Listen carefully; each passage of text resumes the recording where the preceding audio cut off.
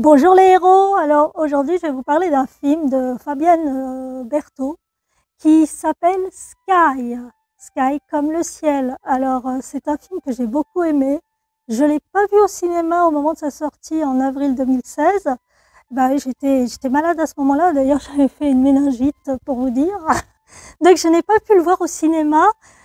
Puis bon, comme beaucoup de films indépendants, bah, il reste pas très longtemps au cinéma. Alors si vous le ratez le premier mois, c'est un peu compliqué de le revoir après. En plus, on a besoin de ce genre de film, ça remonte le moral parce que c'est l'histoire d'une femme qui au départ ne sent pas très battante et puis au final, elle va aller de l'avant, elle va partir sur les routes, elle va lâcher sa vie d'avant et elle va se créer un nouvel avenir beaucoup plus prometteur, beaucoup plus bénéfique pour elle, pour sa santé, pour tout. Voilà, c'est ce film-là dont je vais vous parler. Alors, je voulais faire une petite dédicace spéciale à mon amie Karine, qui lutte contre une terrible maladie. Elle est géniale, cette fille. Donc, une petite dédicace parce qu'elle m'a mis ça dans la boîte aux lettres. Une petite carte avec mon animal favori. Enfin, j'ai le chat et j'ai l'âne aussi, hein, j'adore les ânes. Et puis, un petit sac de chez Pilone parce qu'on avait, je fais de la pub à Pilone, hein, mais je suis pas payée pour. Mais en fait, j'avais parlé que j'adorais les sacs Pilone. Et puis, en plus, c'est très coloré, c'est plein de vie et on a vraiment besoin de choses qui nous colorent la vie. Voilà, c'est parti les héros, générique.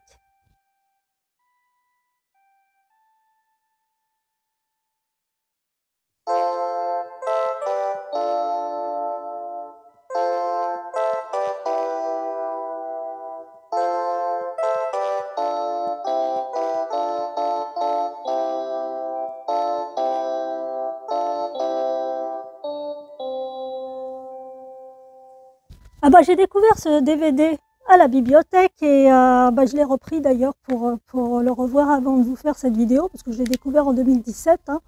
Et depuis 2017, j'ai jamais pu oublier ce film. Il m'a vraiment marqué, j'ai adoré le voyage que le film propose.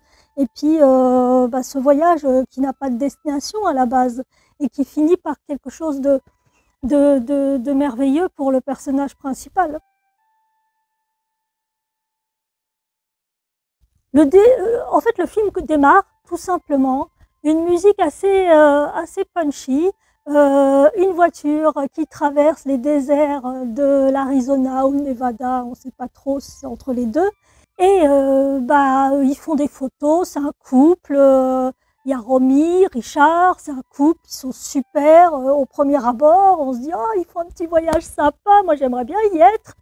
Et la musique s'arrête brutalement devant une voie de chemin de fer où un train passe avec lenteur. Et là, d'un coup, ça change de point de vue parce que on découvre les deux personnages dans un restaurant. Le type, il a l'air complètement blasé, il n'a pas envie d'être là. Il répond à la serveuse ouais, c'est bon, serre-moi ça, basta, lâche-moi la grappe, quoi.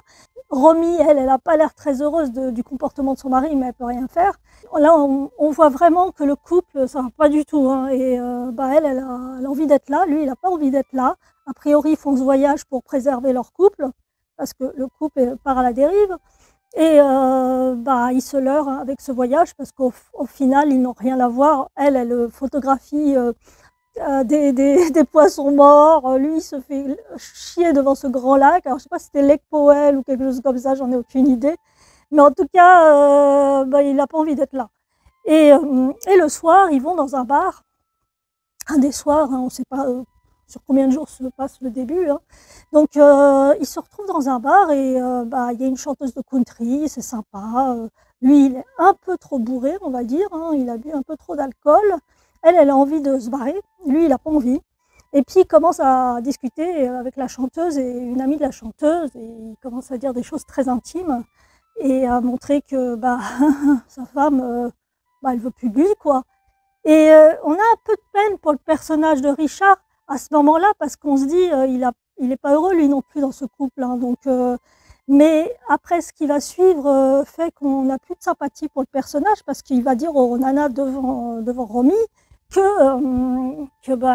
c'est mort à l'intérieur. Il lui touche le ventre en disant qu'elle n'est pas capable de garder un bébé. Et ça, c'est horrible à dire à une femme, quoi. Enfin, on peut pas dire ça à une femme. Et à partir de ce moment-là, là, on se dit, oh là, c'est bon, c'est mort pour lui. Je crois qu'à mon avis, le couple il va voler en éclats. Retour à Paris, allez, c'est bon, plus personne.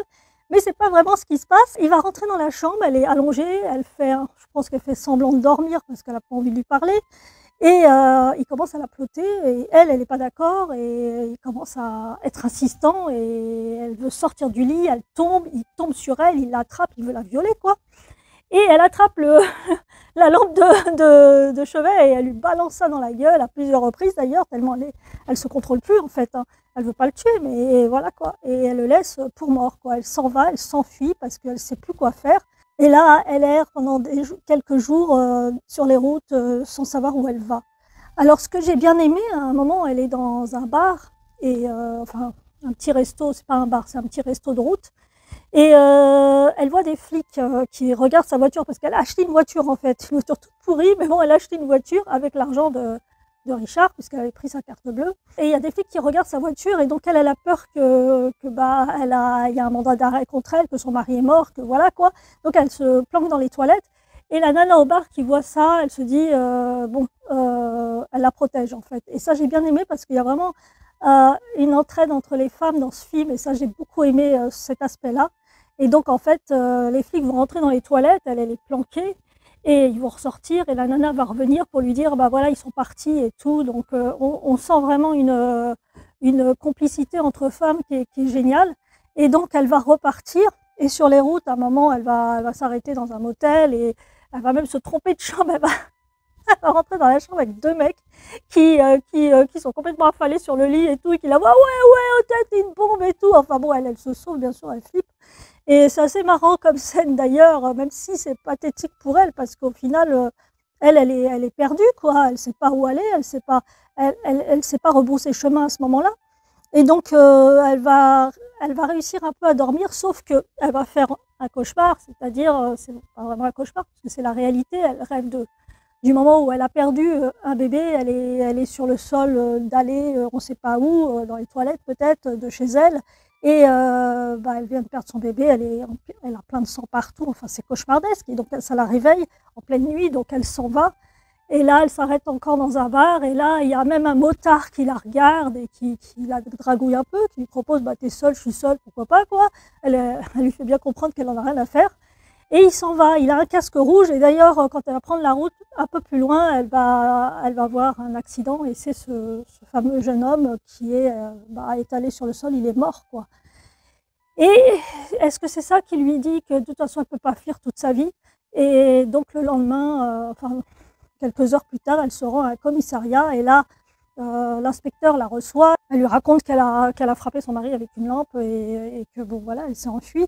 Donc il fait des recherches, effectivement il revient et il lui dit non, il n'est pas mort, en fait il est à l'hôpital, il a dit que c'est lui qui était tombé, enfin je sais pas quoi.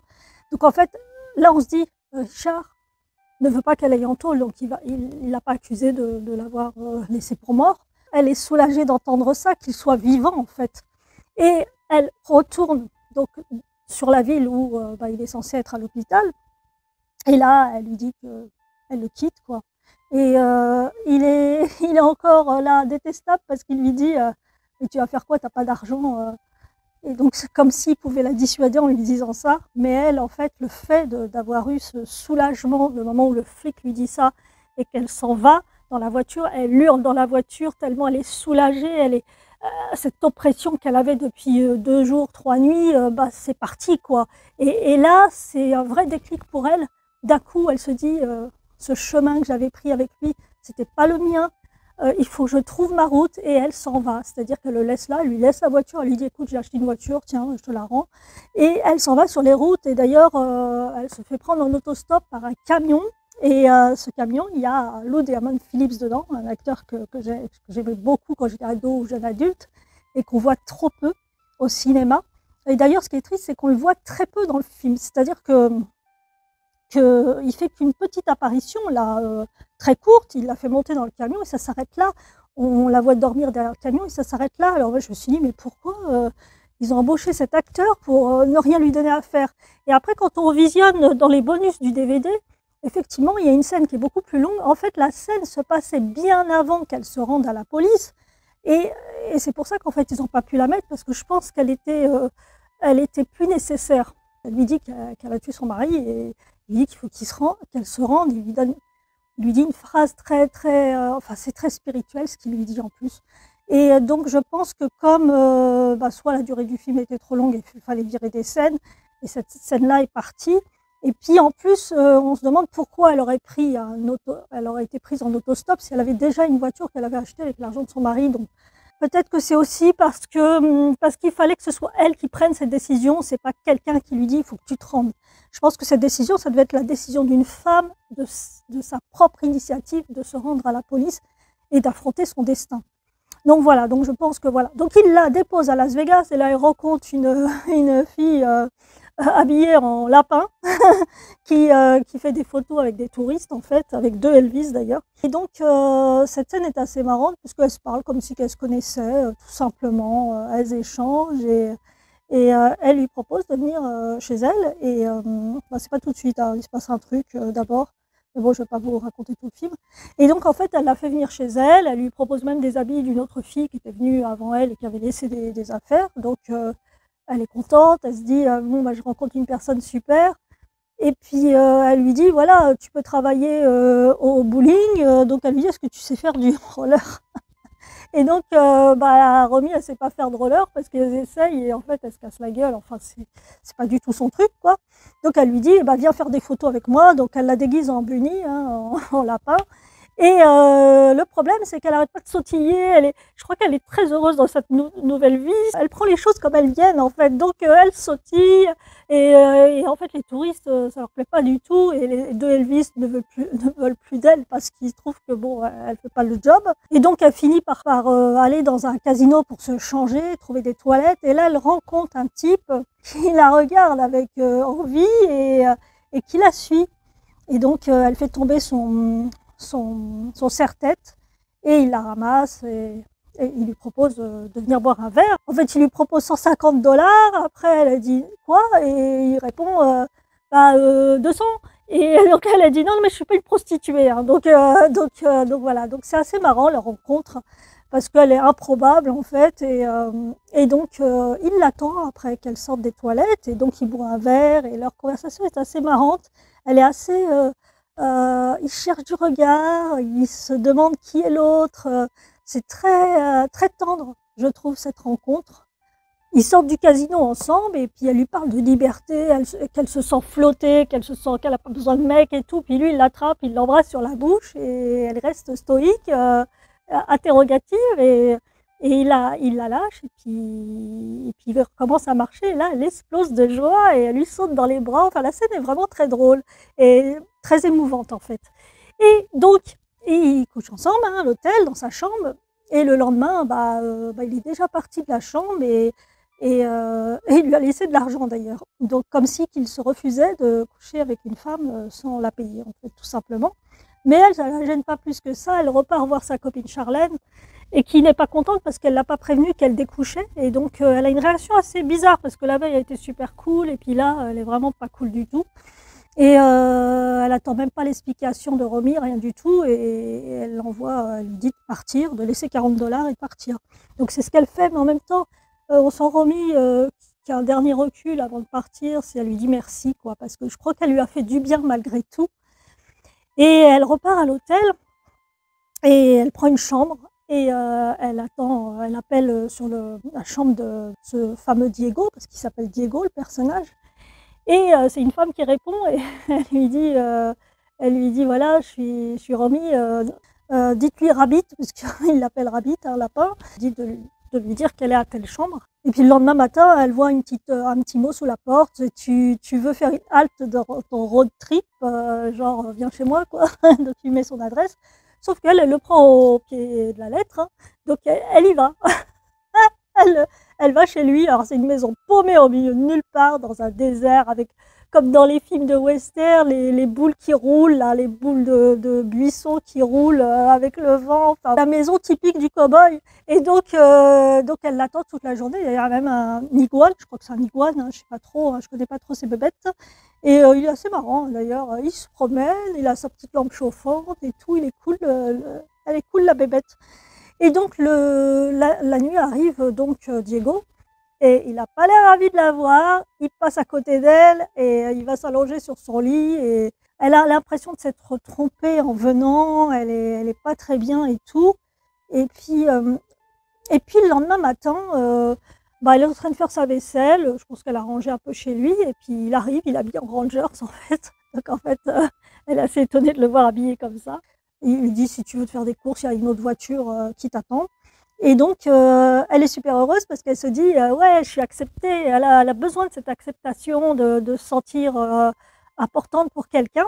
Même si c'est pas encore le cas, lui il est vraiment dans le recul total, hein, alors qu'elle, elle prend ce qu'il y a à prendre en fait. Elle se dit: «J'ai rien à perdre» et c'est ça qui est bien. C'est qu'elle a compris avec son histoire avec son mari où elle est restée depuis l'âge de 24 ans jusque-là, on dit qu'elle s'approche peut-être de la quarantaine, j'en sais rien, hein. L'actrice qui joue le rôle, Diane Kruger, est fait assez jeune, donc je sais pas trop l'âge qu'a le personnage dans le film, mais bon, on sent elle a vécu, hein, que ça fait au moins 15 ans qu'elle est avec son mari. Donc on a cette impression vraiment que ce personnage n'a pas vécu avant, quoi. Elle a vécu à travers les yeux de son mari Richard et qu'elle a jamais rien fait pour elle-même, en fait. Donc c'est vrai que là, elle va en ville, elle rencontre un Indien qui lui fait signer un document qui date de 70 de Nixon. Enfin, on comprend après à la fin parce que ils en parlent. Parce que bon, sinon je me disais mais qu'est-ce que c'est que ce truc-là? Diego l'intègre même totalement puisqu'il l'emmène dans un bar. D'ailleurs, il y a un moment, elle est un peu choquée parce qu'il y a un mec qui dit quelque chose de déplacé vis-à-vis d'elle et il le frappe tout de suite. Donc là, elle a un petit moment de recul, elle commence à se dire: «Oh, il est violent quand même». Mais en fait, il lui explique quand ils sont dans la maison que c'est comme ça qu'on vit ici, quoi.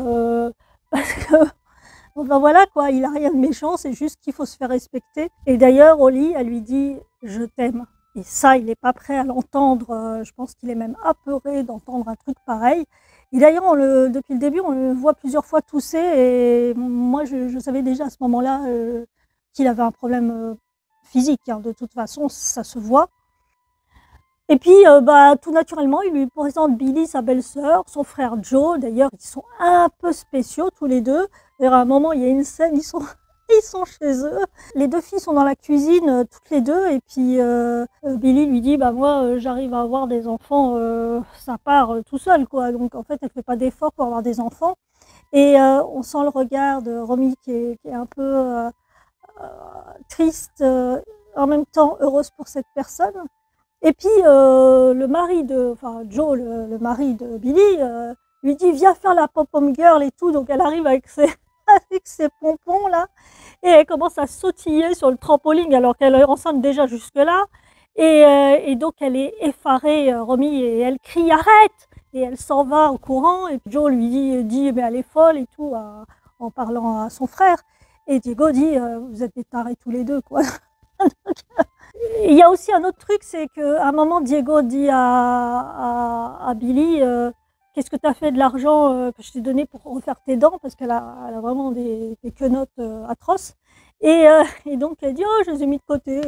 Enfin bon, ça prouve la générosité de Diego, qui s'occupe vraiment de ceux qui sont autour de lui. Et ça rassure d'ailleurs Romy. On sent dans son regard qu'elle est contente d'avoir quelqu'un qui s'occupe de ce qui l'entoure, en fait. Et puis il y a aussi une scène où Diego va ramener, en rentrant en rentrant de chez Billy et Joe, des gros packs d'eau pour les gens qui qui auraient passé la frontière mexicaine. A priori, ils ne sont pas très loin de la frontière mexicaine. Ça prouve aussi sa générosité, son altruisme, parce qu'il le fait vraiment pour rien. Et en plus, il risque sa carrière parce qu'effectivement, il n'a pas le droit de faire ça. Et après avoir déposé l'eau, elle lui dit: «Mais pourquoi tu n'acceptes pas notre histoire?» Et il se défend de l'aimer. Et d'ailleurs, il lui dit que la vie n'a pas de sens. Et elle lui répond: «Qu'est-ce qui ne va pas chez toi?» Et lui, il lui dit de dégager. Enfin, c'est terrible comme scène parce que d'un coup, elle revient à la réalité qu'elle a toujours connue, le fait de n'être rien pour l'autre. Alors aussi, j'avais oublié de dire qu'elle rencontre aussi Missy. C'est une personne qui travaille dans le restaurant de la ville. Alors c'est une toute petite ville, hein, donc tout le monde se connaît. Donc Romy travaille donc chez Missy, hein, dans ce restaurant. Et elle est très heureuse d'ailleurs de pouvoir présenter aux clients sa fameuse tarte aux pommes françaises. Et on sent cette fierté quand elle la propose aux clients. Et qu'elle a créé quelque chose, que c'est quelque chose de ses mains, c'est elle qui l'a fait, quoi. La grand-mère de Missy qui lui fait une sorte d'incantation avec de la sauge pour la bénir. Donc elle lui donne son nom d'indienne, Macpia Sky. Donc c'est comme ça qu'on comprend le titre du film. Le personnage de Missy est intéressant et que c'est dommage qu'on n'en sache pas plus sur elle, mais bon c'est comme ça, hein, c'est un film qui est quand même court. Donc il dure moins de 2 heures, donc on n'a pas le temps de raconter l'histoire de tous les personnages secondaires. Mais c'est vrai qu'on a envie d'en savoir un peu plus sur Missy, comme d'autres personnages d'ailleurs du film. Oui, donc la grand-mère lui dit qu'on t'a confié une très belle vie, alors ne pleure pas. Et d'ailleurs, on sent que ces paroles ont un impact sur Romy et qu'elle se sent tout à fait prête à affronter l'avenir. Et puis cette grand-mère, elle est pleine d'affection pour elle la câline, elle lui donne vraiment ce qu'elle a besoin, parce qu'elle avait besoin effectivement de l'amour d'un homme, mais elle avait aussi besoin de l'amour de s'aimer elle-même.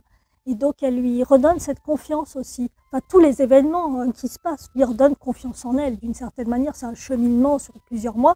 Après, on la retrouve plusieurs mois après. Elle a un bon petit ventre, donc elle est allongée à même la pierre dans le désert. On voit les cactus. Enfin, c'est une très belle image. Et on vient lui annoncer que Diego est très très malade, donc elle le rejoint et elle s'allonge à côté de lui et elle reste là, et là, elle entend le mot, je pense qu'elle l'attendait depuis très longtemps, qu'elle a attendu toute sa vie, parce que même si son mari Richard devait lui dire, peut-être au début du mariage, ou peut-être après, j'en sais rien, parce qu'on ne développe pas trop l'histoire avec Richard, on a l'impression qu'elle l'entend pour la première fois, en tout cas qu'elle le ressent pour la première fois. C'est le moment où Diego lui dit « je t'aime », qu'elle est la seule femme de sa vie, quoi. C'est très beau, ce moment est très très beau et vraiment c'est très touchant. Et puis de toute façon les scènes entre eux, Diego et Romy, sont hyper câlines, hyper, à part le moment où il lui dit de se débarrasser du gamin bien sûr, mais toutes les scènes d'amour entre eux, toutes les scènes de regard, de tendresse sont magnifiques à voir. Franchement, il y a vraiment une alchimie entre les deux acteurs. Et puis au petit matin, elle entend le gazouillis des oiseaux et on a vraiment l'impression de cette renaissance à ce moment-là, avec cet enfant dans le ventre, son amoureux Diego qui est en train de mourir à côté d'elle, mais en réalité elle est passée à autre chose déjà, elle est déjà dans l'avenir, elle est déjà dans le bien-être, dans la compréhension de la terre, du ciel, enfin voilà, on sent qu'il y a vraiment un cheminement qui aboutit là à une sérénité de sa part. Et puis d'un coup on entend qu'elle marche dans la maison et puis elle dit Diego. Et là on se dit ah, il est encore vivant. et non, ben, c'est l'enfant en fait. L'enfant qu'elle a eu avec Diego et a priori elle a gardé cette maison. Alors comme je dis, je ne sais pas comment elle a fait pour obtenir un visa dès le départ, pour rester plus longtemps aux États-Unis, parce que vous savez, aux États-Unis on ne peut pas rester comme ça, hein, comme beaucoup de pays d'ailleurs. Et donc, elle rejoint cet enfant, elle marche dehors dans le désert avec cet enfant et on sent que c'est une vie paisible, c'est la vie qu'elle voulait, qu'elle cherchait et qu'elle a. Donc, en fait, avec tous ces personnages qu'elle rencontre dans ce film, tous ces personnages vont avoir un impact durant ce laps de temps qui va être bénéfique pour elle, pour son avenir. Donc, toutes ces rencontres font qu'elle grandit, qu'elle arrive à s'échapper de cette vie de merde où elle s'était enfermée de toute façon, où elle ne se retrouvait pas. Et c'est vrai que d'un côté, on peut se dire que peut-être Richard, lui aussi, en étant quitté aux États-Unis, va lui aussi reprendre sa vie en main. Peut-être qu'il aura une autre vision des choses, on ne sait pas.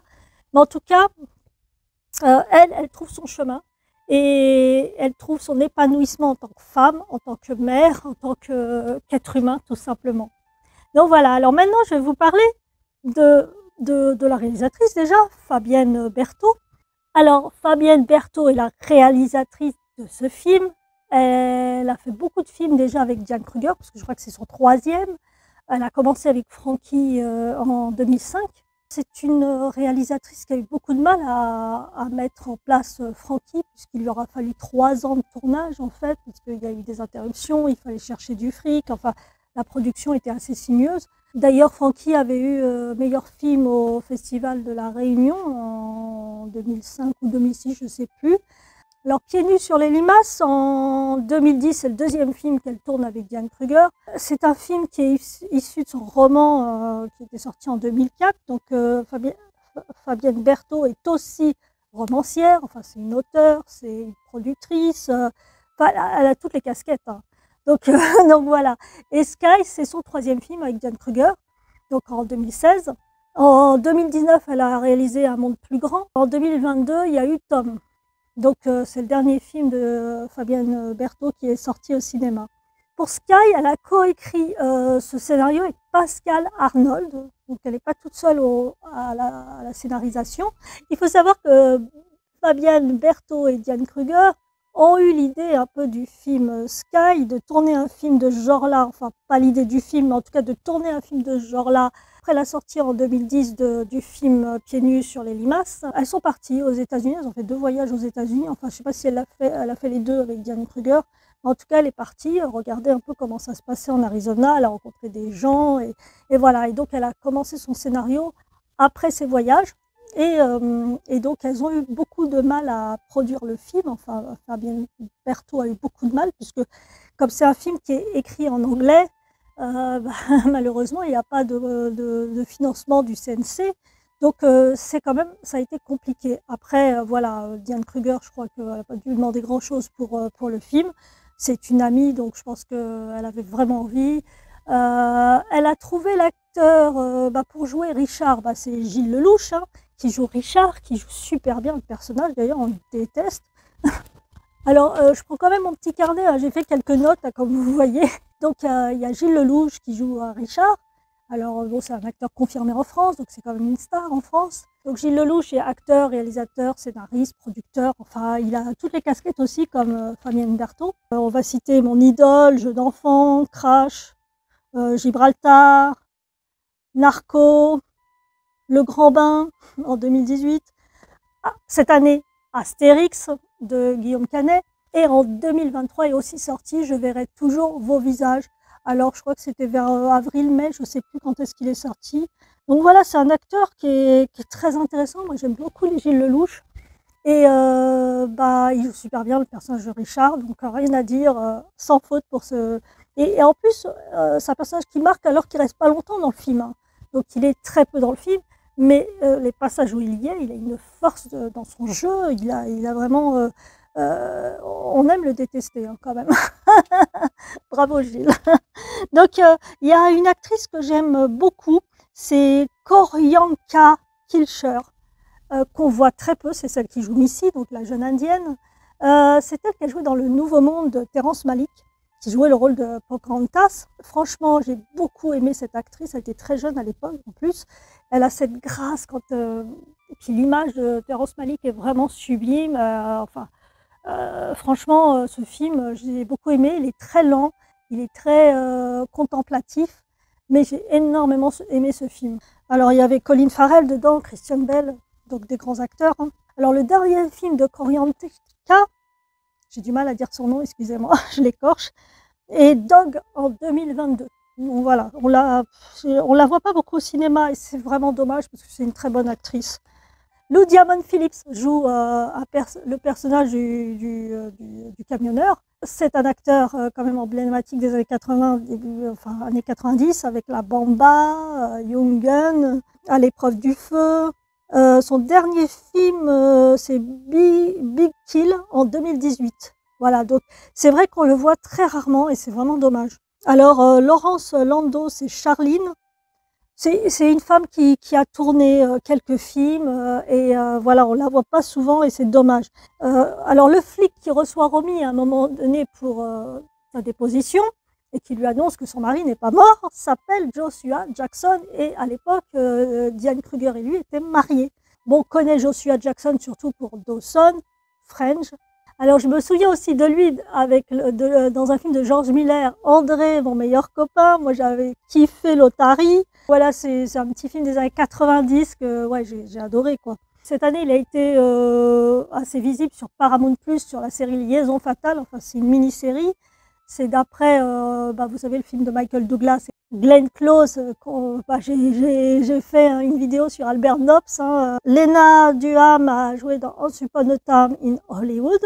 Alors Norman Reedus qui joue Diego est un acteur, mannequin, photographe. D'ailleurs, je l'avais vu sur une expo. Il avait fait une expo à Paris en fin 2016 dans une galerie d'art pas loin du musée Picasso. Quand j'ai vu que le vernissage était le lendemain, je me suis dit « Ah bah tiens, je vais y aller ».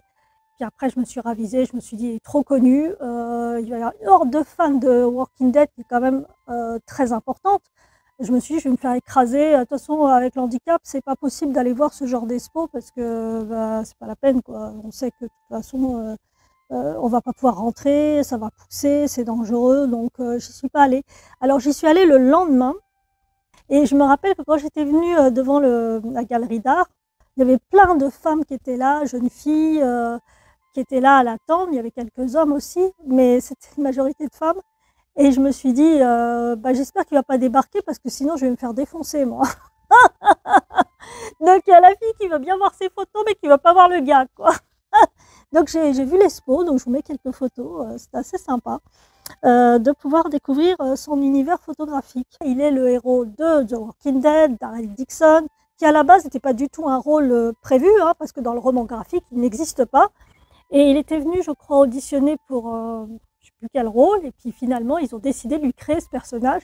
Et c'est comme ça qu'il a démarré dans la série. D'ailleurs, ils ont tourné cette année la série dérivée de le spin-off de Walking Dead, Daryl Dixon. Ils ont tourné ça en France dans plein de paysages différents. Et à Paris notamment, d'ailleurs, ils avaient fait des castings pour trouver des gens qui viendraient jouer les Walkers. Et moi, franchement, avec la maladie que j'ai, c'est pas possible de rester debout, c'est pas possible d'être maquillée comme Walker, c'est maquillé forcément, puisque c'est un mort-vivant. Donc je n'ai pas postulé et franchement, j'ai hésité longtemps. Je me suis dit, oh, ça serait trop drôle de jouer ça et tout, hein, je serais trop heureuse. Et puis bah non, je pouvais pas, donc j'ai pas postulé. Et bon, c'est comme ça, hein, quand on a une maladie, on peut pas faire ce qu'on veut, hein, donc mais bon, je me ferai un plaisir de voir cette série. D'ailleurs, c'est la prochaine actualité de Norman Reedus, c'est de Walking Dead, Daryl Dixon, qui sort à partir de septembre, je crois, à la télé. Enfin, la télé, c'est sur la plateforme OCS, je crois. Donc maintenant, on va venir à l'actrice principale du film, c'est Diane Kruger. Bon, je vais peut-être pas mettre du temps à la présenter parce que je pense que tout le monde la connaît. Au mois de septembre, d'ailleurs, c'est dans mon cinéma de quartier, le film Vision qui va sortir. Alors, c'est dans mon cinéma Jean Vigo à Gennevilliers. Le cinéma, ça a toujours été une envolée pour moi, une façon d'oublier les douleurs, la maladie, tout ça. Et je pense que beaucoup d'entre nous, ou même de gens qui ne sont pas malades, hein, comme vous, si vous n'êtes pas malade, le cinéma, c'est un endroit paradisiaque en fait, comme de lire un livre d'ailleurs. Enfin voilà, c'est quelque chose qui nous évade, on part ailleurs, on vit des vies qu'on ne peut pas vivre ou qu'on ne veut pas vivre, hein, surtout. Donc parce qu'il y a des films, on n'a pas trop envie d'être à la place du personnage. Mais voilà, donc c'est vraiment quelque chose qui me transcende d'aller au cinéma. Donc voilà, donc Vision, c'est un film de Yann Gozlan. Il dure 2 heures, il sort le 6 septembre. Alors 6 septembre, en plus, c'est l'anniversaire de ma maman qui aura 80 ans. Donc son premier trip artistique, c'était de devenir danseuse classique. Donc elle a été sélectionnée très jeune pour rentrer à l'école de Londres, où elle a été petit rat, sauf que ça s'est cassé la gueule parce qu'elle a eu un accident au niveau du genou et elle n'a pas pu continuer. Donc elle est devenue mannequin vers l'âge de 15 ans. Et puis voilà, c'est parti comme ça. Et puis à un moment, elle a découvert les cours Florent. Elle est rentrée au cours Florent. Elle a commencé à jouer. Bon, elle a rencontré aussi Guillaume Canet au cours Florent. Donc ça, on est au début des années 2000. Elle connaît déjà Fabienne Berthaud. Avant même le cours Florent, elle la connaissait déjà. Donc elles sont devenues amies. Et d'ailleurs, c'est cette amitié qui fait qu'elles arrivent à tourner comme ça et à se sentir à l'aise l'une avec l'autre. Je pense qu'elles se font hyper confiance. Donc c'est hyper intéressant pour elles deux de tourner ensemble. Et j'espère qu'elles tourneront encore ensemble sur d'autres films. Parce que je pense qu'elles ont plein d'histoires à raconter. Enfin, Fabienne Berthaud a certainement énormément d'histoires à raconter. Alors donc elle rencontre Guillaume Canet au cours Florent, elle tourne dans son premier film Mon idole, Et sa carrière est quand même lancée. Déjà au début des années 2000, elle tourne dans 3, Benjamin Guette pour elle aussi, Joyeux Noël. Enfin, elle a déjà une sacrée filmographie déjà dans les 5 premières années des années 2000. Donc entre 2000 et 2005, elle a quand même joué dans plusieurs films de bonne facture. Hein. Donc, et puis en plus, elle peut passer d'un film sérieux à Péplum comme 3, à Inglourious Basterds, je sais pas trop le dire, hein, c'est Quentin Tarantino, elle joue un rôle mémorable.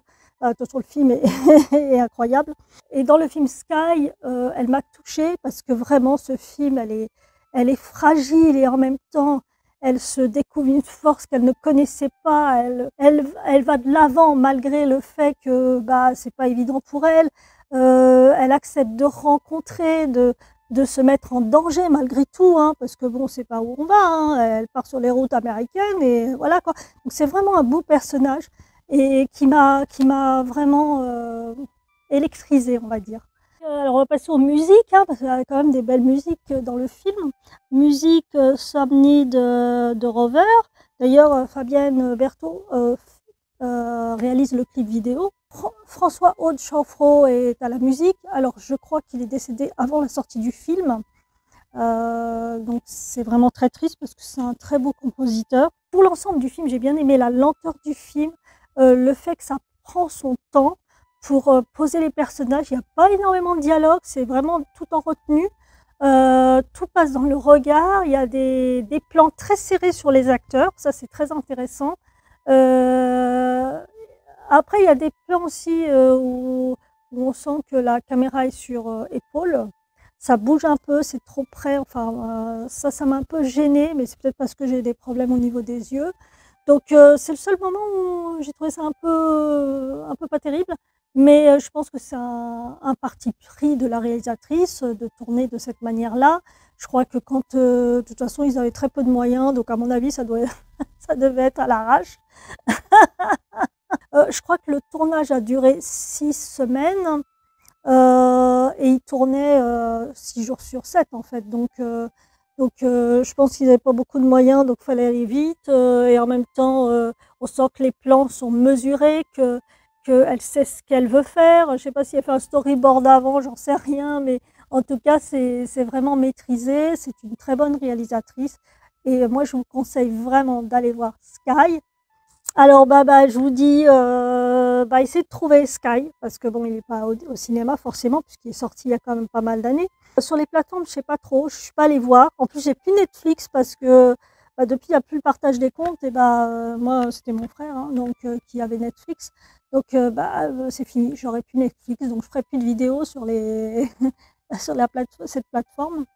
Donc j'ai toujours Disney, j'ai toujours Amazon, donc c'est des plateformes que j'ai à la maison. Et puis pour le reste, je vais voir chez des amis certaines choses parce que j'ai pas de moyens, donc je peux pas les avoir. Je peux pas tout payer, donc c'est pas possible. En tout cas, si vous pouvez l'acheter, c'est super parce que c'est des petites productions. Il faut soutenir les petites productions. Donc et ça c'est important de l'avoir chez soi. Donc je vais aller me l'acheter quand même parce que c'est important, il faut que je le trouve. Donc en tout cas, j'espère que cette vidéo vous a donné envie de voir ce film, de le découvrir. Si vous l'avez vu il y a très longtemps, de le redécouvrir, hein, parce que ça se trouve, vous l'avez vu, et puis vous dites « Ah ouais, c'est vrai, ce film-là m'avait bien plu ». Donc voilà, je vous conseille de le récupérer et de le mater. En tout cas, merci les héros. Il y a 87 abonnés à la chaîne.